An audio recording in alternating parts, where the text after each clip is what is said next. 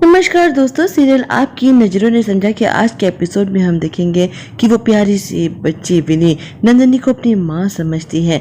नंदिनी भी उसे संभाल लेती है, हालांकि उसे समझ में नहीं आ रहा कि वो क्या करे। वो विनी से कहती है कि बेटा आप कुछ देर बस यहीं रहना, मैं अभी आती हूँ। बाहर जाती है तो सोच में पड़ जाती है कि अब मैं क्या करूँ, इस बच्ची को मैं अकेले तो नहीं छोड़ सकती। हे कानोड़ा, ये तुमने क्या किया?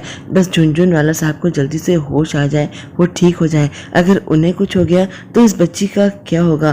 कानोड़ा से कहती है कि तू सब कुछ बिगाड़ता ही क्यों है, जब बाद में सब कुछ तुझे ठीक करना है तो। नंदिनी हॉस्पिटल के लॉबी में बैठी है, तभी रिसेप्शन में राजवी आती है। वो दर्श के बारे में पता कर रही है। दर्श भी इसी हॉस्पिटल में एडमिटेड है। वो भागी भागी दर्श के कमरे की ओर जाती है, नंदिनी के सामने से निकल जाती है, लेकिन इस वक्त ये दोनों एक दूसरे को नहीं देख पाती हैं। राजवी भागी भागी विपुल के पास पहुंचती है, बहुत घबराई हुई है। दर्श के बारे में पूछती है। विपुल बताते हैं कि सिर पे चोट लगी है, लेकिन बहुत ज्यादा गहरी नहीं है, उसके बारे में ज्यादा घबराने की जरूरत नहीं है। लेकिन दर्श की आई सर्जरी भी डॉक्टर्स प्लान कर रहे हैं और उसे ओटी में ले जाने की तैयारी कर रहे हैं। राजवी नंदिनी के लिए भी परेशान है, कहती है न जाने कहाँ होगी बेचारी को, मैंने न जाने क्या क्या कह दिया, क्या बीती होगी उसके दिल पर। एक बार वो वापस आ जाए ना तो मैं उससे माफ़ी मांग लूँगी, मैं उससे बहुत प्यार करती हूँ और ये बात तो वो भी जानती है। अपनी माँ से ज़्यादा देर तक नाराज नहीं रह सकती। द्वारकाधीश से वो प्रार्थना करती है कि नंदिनी जल्द से जल्द मिल जाए। तभी वो डॉक्टर वहाँ पर आते हैं जो दर्श की आंखों की सर्जरी करने वाले हैं। वो बताते हैं कि दर्श को ओटी में ले जाने के लिए प्रिपेयर करना है। राजवी और विपुल उनसे रिक्वेस्ट करते हैं कि ऑपरेशन से पहले 10 मिनट के लिए हम अपने बेटे से मिल सकते हैं। वो परमिशन दे देते हैं।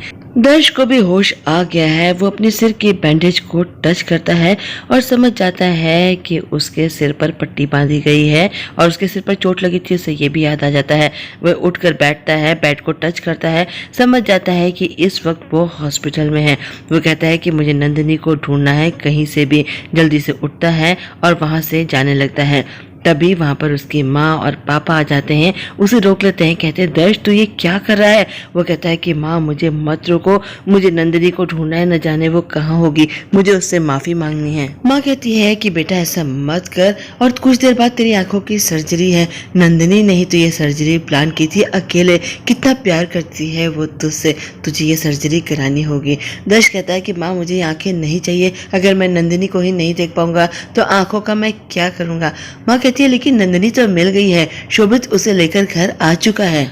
दर्श को सर्जरी के लिए राजी करने के लिए माँ ने ये झूठ बोल दिया है, क्योंकि उन्हें यकीन है कि नंदिनी आ जाएगी।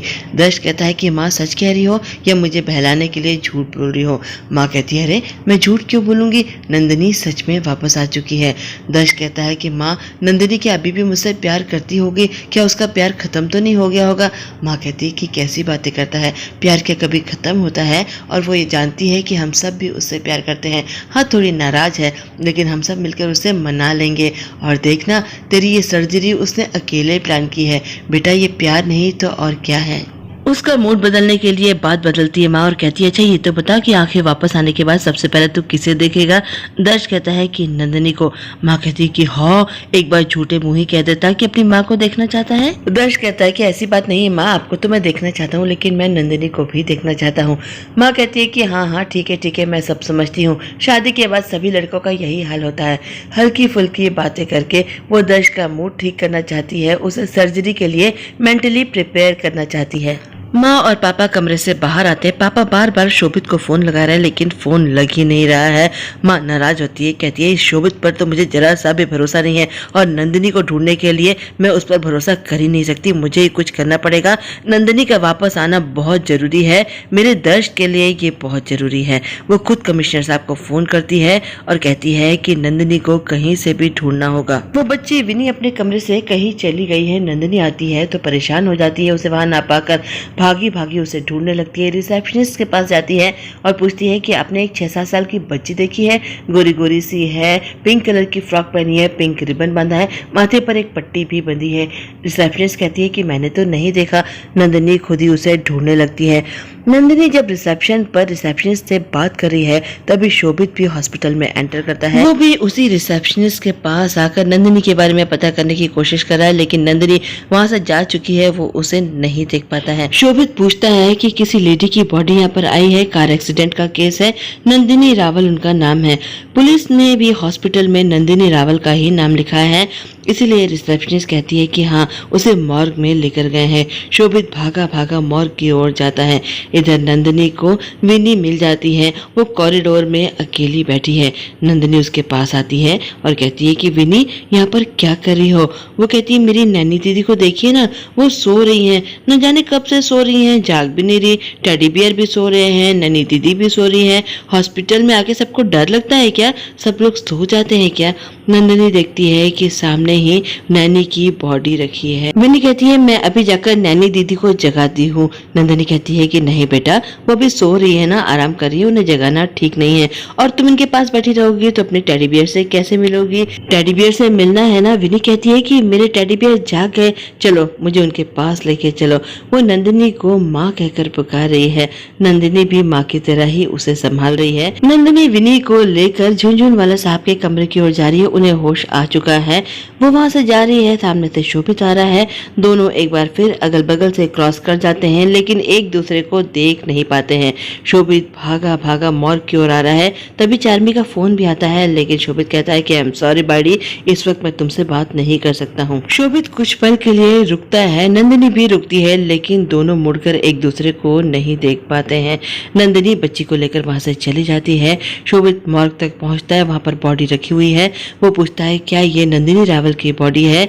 वहाँ का वार्ड बॉय बताता है कि हाँ, वो चेहरा देखना चाहता है। वार्ड बॉय बोलता है चेहरा देखने का कोई फायदा नहीं है, चेहरा बहुत खराब हो चुका है।